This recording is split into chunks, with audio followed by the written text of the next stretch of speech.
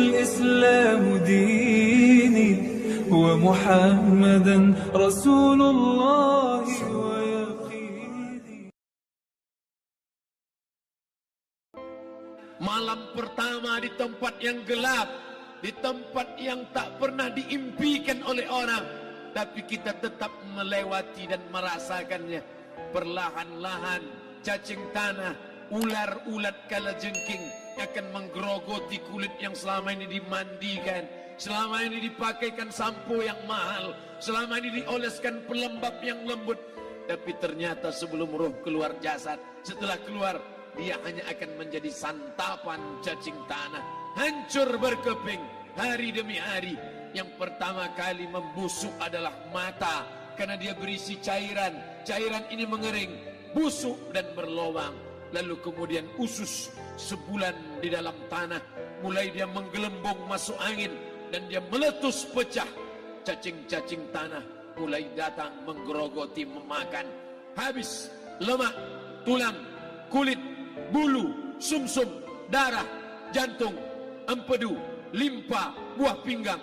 Habis semuanya, tinggal tulang-tulang yang memutih, dimakan oleh tanah, ditelan oleh massa, sampai akhirnya Asi bin Wa'il membawa tulang yang kering itu kepada Nabi Muhammad, baginda Sayyidina wa Maulana Muhammad. Ya Muhammad, ayuhi rabbuka hadzal 'idham, sanggupkah Tuhanmu menghidupkan tulang yang kering ini?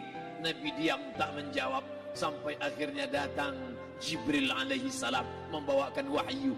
Qul, katakan kepada dia. Ayat ini dibaca malam Jumat. Bapak Ibu semua hafal, kita baca. Qul yuhyiha allazi ansha'aha awwala marrah wa huwa bikulli khalqin alim. Surat Yasin.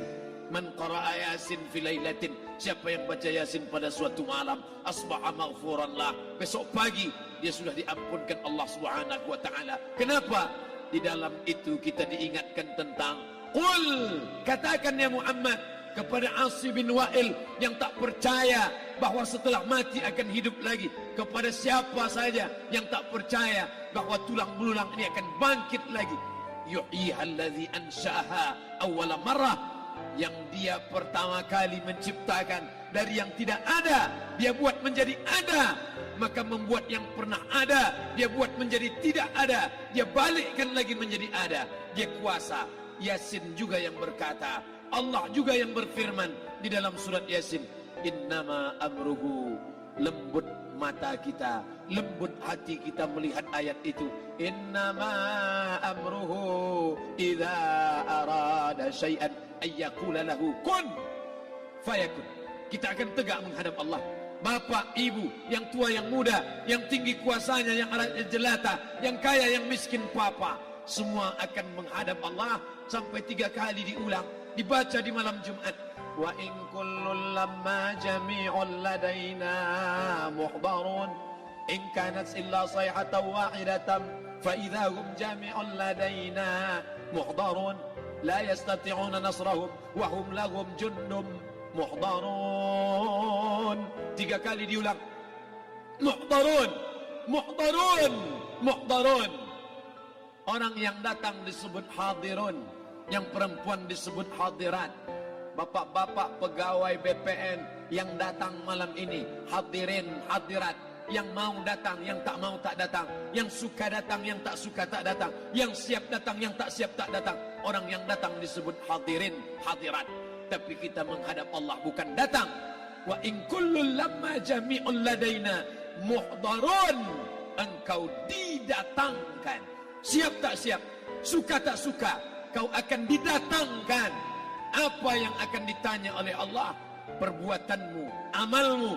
Faman ya'mal mithqala dzarratin khairan yarah. Sebesar biji sawi, sebesar ujung rambut, kau aniaya orang, kau makan titik puluh keringatnya.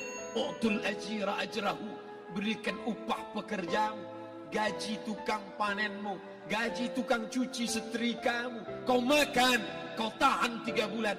Dia tak menuntut, dia senyum. Dia hanya mampu mengadu kepada Allah.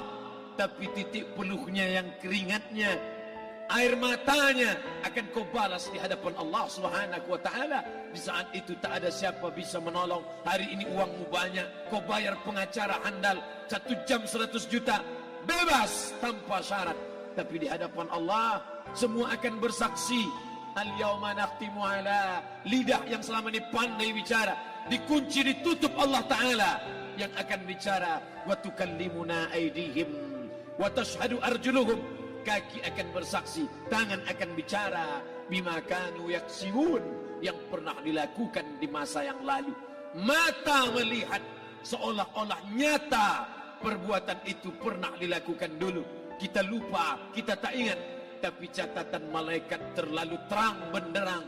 Wa in kullun lamma jami'ul ladaina muhdarun. Catatan dibaca sampai-sampai orang itu tak percaya. Ma li hadzal kitab, kenapa buku catatan saya ini la yughadiru saghiratan, yang kecil-kecil, wala kabiratan, yang besar-besar, ahsaha, semua tercatat dalam buku catatan yang nyata. Dalam surat Al-Isra apa kata Allah? Iqra. Hari ini kalau dikatakan Iqra, baca Quran, Iqra, baca Yasin. Malam Jumat Iqra, baca surat Al-Kahfi. Tapi sampai hari itu Yasin tak bermakna, Al-Kahfi tak lagi disuruh baca, karena hidup sudah berakhir. Iqra, baca.